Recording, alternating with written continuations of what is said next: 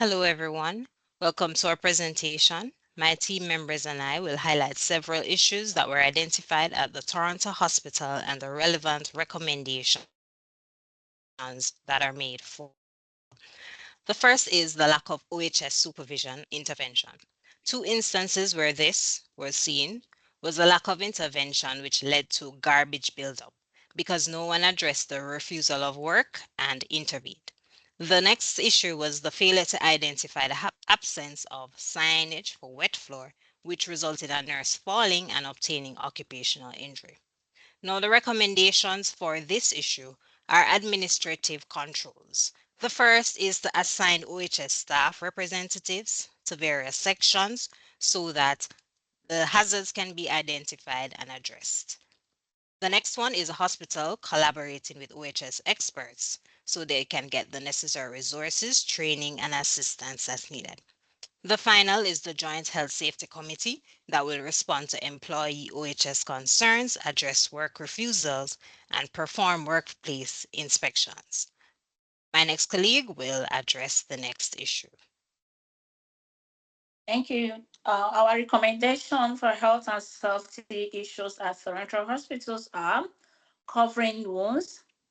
Covering the wound protect the skin affected by measles by keeping it covered with clean, dry bandages, especially if the wounds are drying or contain pus. This helps prevent spreading the infection to others. Dispose of used bandages and tape in regular trash properly. The second point here we have hand washing. Individuals who are infected or in close contact with them should wash their hands often with soap and warm water or use alcoholic-based hand sanitizer. This especially is important after handling bandages or touching infected areas with measles. The third point we have limited interaction or touching. Not sharing personal items. Workers with measles should avoid sharing personal items such as uniform, wash clothes, razor that may have had contact with the infected wound or bandages. It can now almost be prevented with a vaccine. My next colleague will take over from here. Thank you. Yeah. So our recommendation for this OHS issue is the PPE. The hospital must implement stringent infection control measures, such as providing proper personal equipment, vaccinating employees, and then adopting quarantine measures for confirmed cases. This will reduce the biological and ensure compliance with the health and safety regulations. My next colleague is going to take over from me. Thank you, Aziz. Next, we wanted to look at workplace discrimination, specifically gender, sexual orientation, and religion. So the issues present are sexual harassment and violence, discrimination, and assault. Our recommendations are to first have policy development and legal compliance, meaning all the businesses and firms in Toronto are compliant with Bill 132, which means that all complaints of workplace violence and harassment have to be investigated. The company's policies should have clear definitions of these offenses and the consequences of breaking them. Next, we want to look at training and education for the company.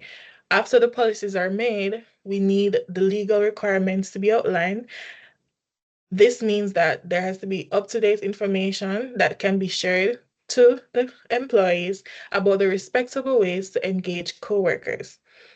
Finally, there should be a support system and reporting mechanism.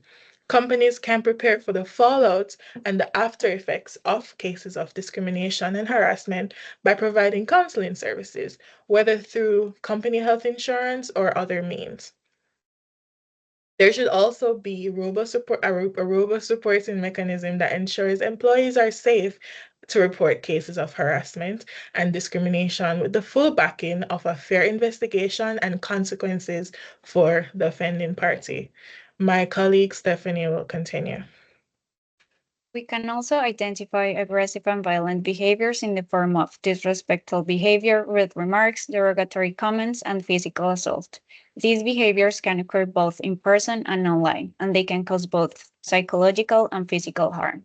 To effectively address aggression and violence, it's crucial to establish a comprehensive program that includes both a written policy and training. The policy should clearly define unacceptable behaviors, outline risk assessment protocols, provide preventive and control strategies, establish clear reporting mechanisms, and include guidelines for investigating complaints and defining consequences for violations. Having a clear and accessible policy is the first step in preventing these behaviors and ensuring a safe workplace.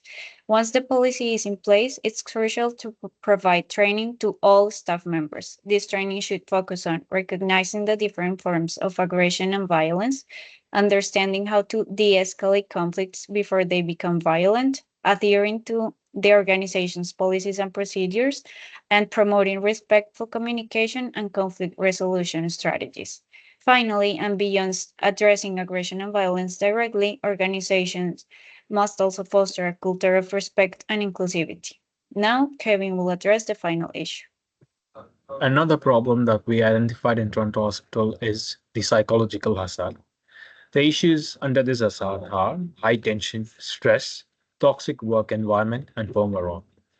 As OHS professionals, the recommendation we would suggest are first, to establish a strong mental health programs and policies, which includes access to mental health professionals, stress management programs, and regular feedback mechanisms to gauge employee needs.